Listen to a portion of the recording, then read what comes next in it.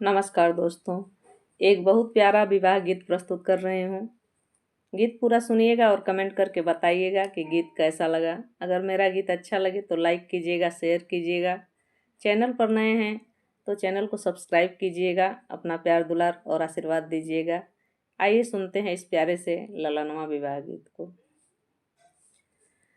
कहवा से आवेले सुघरी मालिनिया, अरे कहवा मऊर लेहले ठाढ़े रे ललनमा, अरे कहवा मऊर लेहले ठाढ़े रे ललनमा।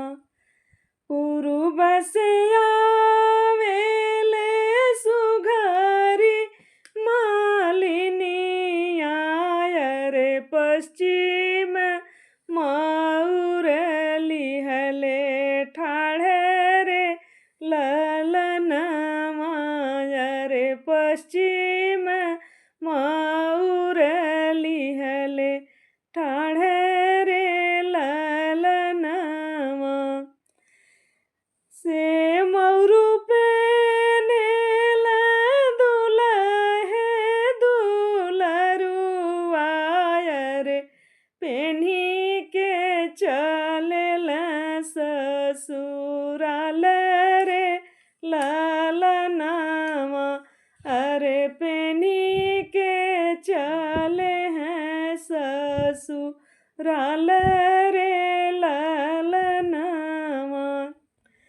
ससुर दुवरवा चंदनवा के पेड़वा, अरे पगिया रुझी गईली डाल रे ललनामा, अरे पगिया रुझी गईली डाल रे ललनामा।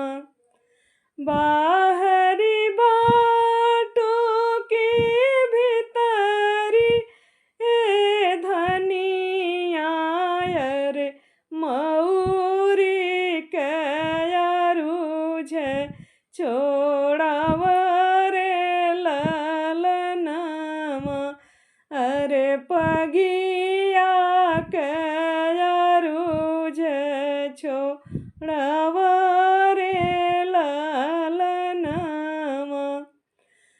कैसे के अरुझ छोड़ाई मोरे स्वामी, अरे मोरे नाई हरमा के लोग रे ललनामा, अरे मोरे नाई हर के सब लोग रे ललनामा।